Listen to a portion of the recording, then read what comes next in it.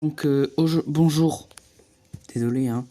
Donc comme vous le voyez, donc on va parler de l'un des meilleurs joueurs argentins de l'histoire, Alfredo Di Stefano, l'ex-attaquant du Real Madrid. Mais bon, ça, on va en parler plus tard.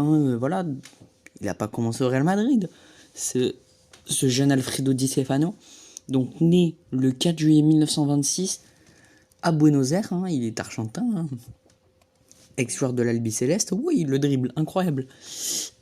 Est décédé, malheureusement, c'est comme ça, le 7 juillet 2014, à presque 100 ans. À 12 ans, franchement, 12 ans. Il lui manquait 12 ans pour avoir 100 ans. Mais bon, voilà. Donc, argentin, puis espagnol. Et même colombien. Il a les 3 nationalités sportives.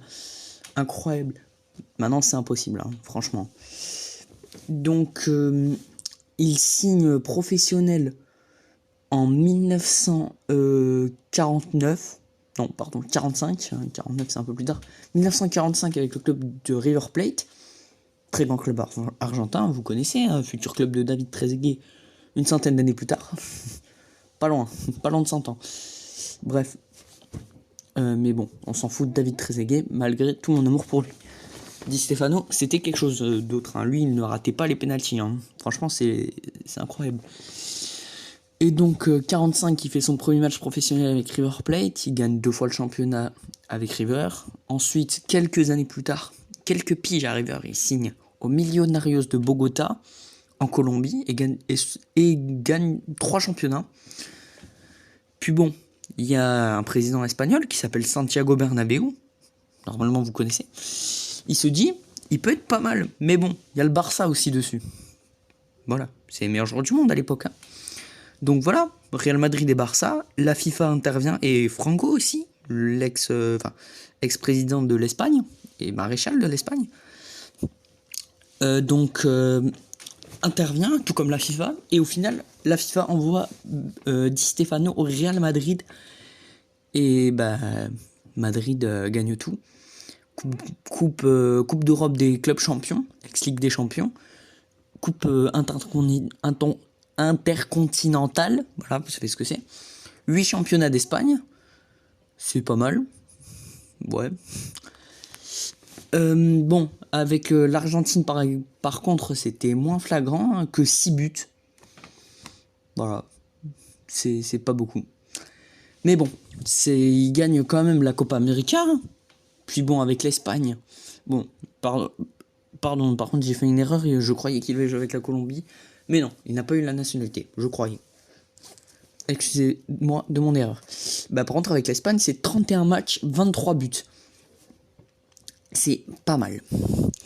Puis bon, voilà, c'est une belle carrière, vous voulez les chiffres. Donc entre 1945 et 1966, il a joué oui, c'est vrai, il avait joué à l'Espagnol de Barcelone, ça j'avais oublié aussi. Donc c'est 669 matchs, c'est beaucoup, pour 483 buts. C'est énorme. Et en équipe nationale, donc Argentine et Espagne, 41 matchs, 29 buts.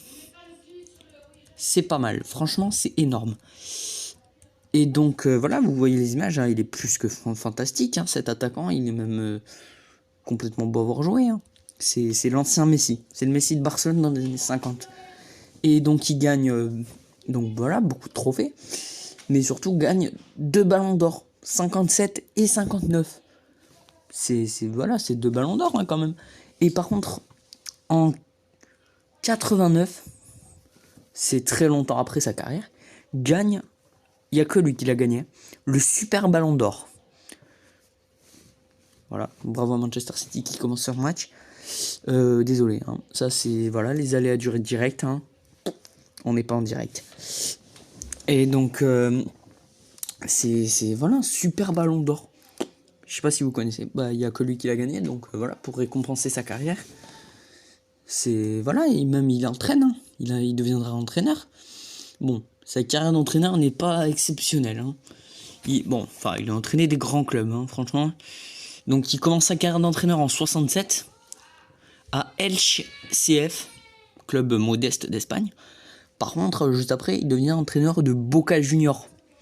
le club rival de River Plate. Voilà, vous connaissez le Super Classico quand même, j'espère. Bon, voilà. Bon, j'ai sûrement qu'il est adjoint ou quoi, parce que j'ai pas les résultats. Puis bon, part en temps à Valence, en Espagne. Très grand club espagnol, là, Valence, voilà, finaliste de la Ligue des Champions 2001, je crois. Puis bon, voilà, ça se passe bien. Mais bref, ensuite il va faire une pige au Sporting. Bon, voilà. Ensuite il va au Rayo Vallecano, il fait une saison. Voilà, c'est ensuite Castellón où il fait aussi une saison. Il revient à Valence pour faire une saison. Puis il part à River pour faire une saison. Puis il vient au Real Madrid pour faire 2 ans. Voilà, c'est pas mal. 48 victoires, 18 nuls, 15 défaites. Voilà.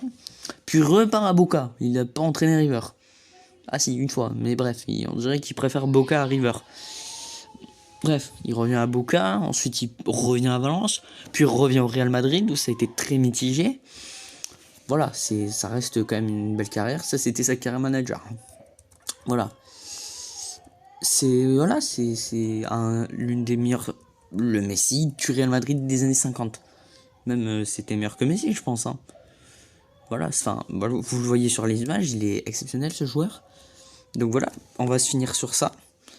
C'était la carrière de Alfredo Di Stefano, un très grand joueur, une légende du football argentin, espagnol, du Real Madrid.